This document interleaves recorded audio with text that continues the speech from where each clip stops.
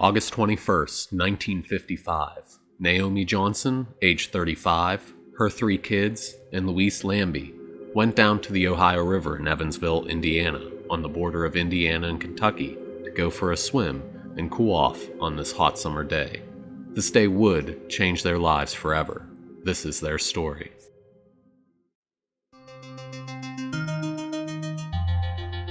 Good evening. I'm Eric Gray, and this is Unexplained.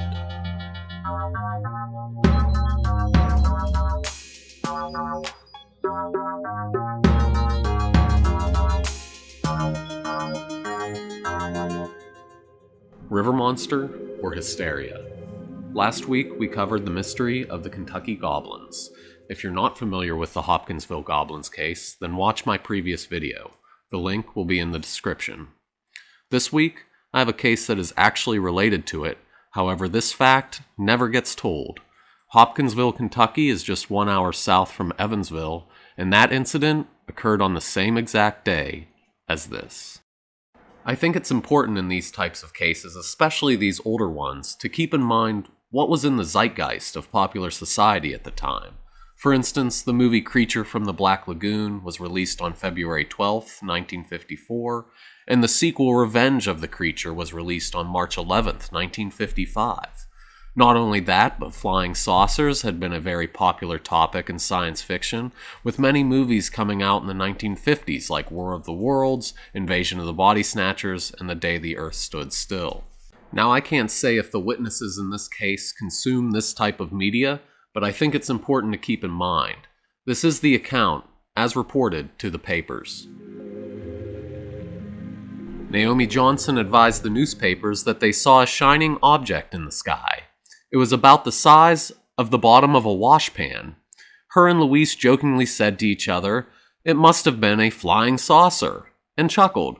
They didn't think much of it at the time and went about their outing, and proceeded to cool off in the river. Now, once you enter the waterline of the Ohio River from Indiana, you are technically now in Kentucky. And the Ohio River at its deepest is rather shallow, at only about 15 feet deep in this area.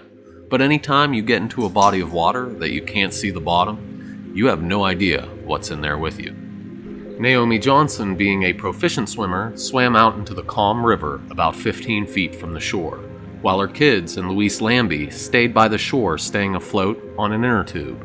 At some point during the swim, Naomi was abruptly pulled under the water for a moment as she felt something grab her leg.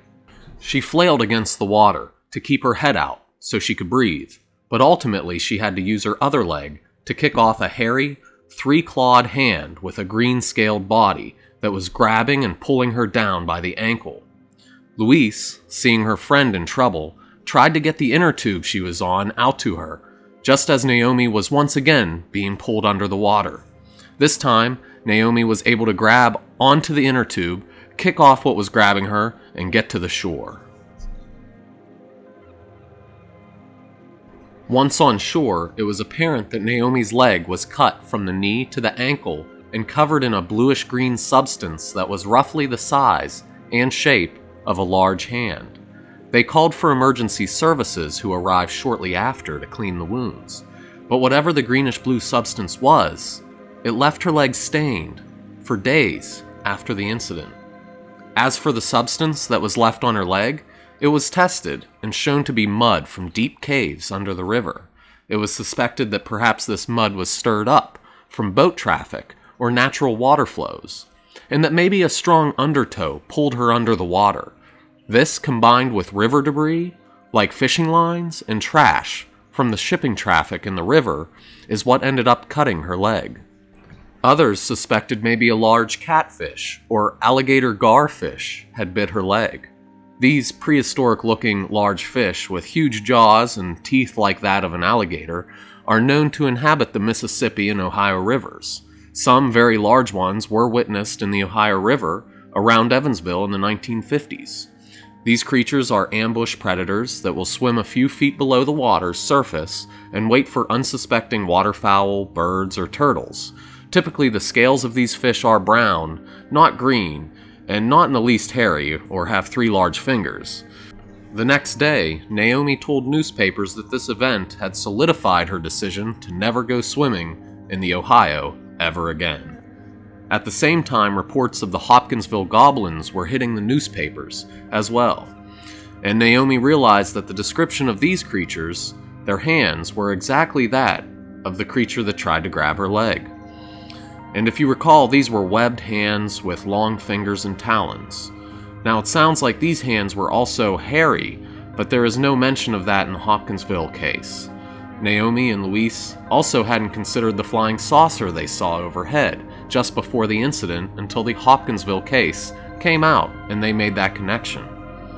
Whatever it was, we may never know, but Mrs. Johnson had one more strange event take place when she was visited by a U.S. Air Force officer who wanted to discuss the case with her, and she advised that what she saw resembled one of those little green men from the Hopkinsville case. After their meeting, the officer advised Naomi to never speak of the incident again, leaving us all to wonder, what's out there? I have been your host, Eric Ray, and this is Unexplained. Never stop wondering, what's out there?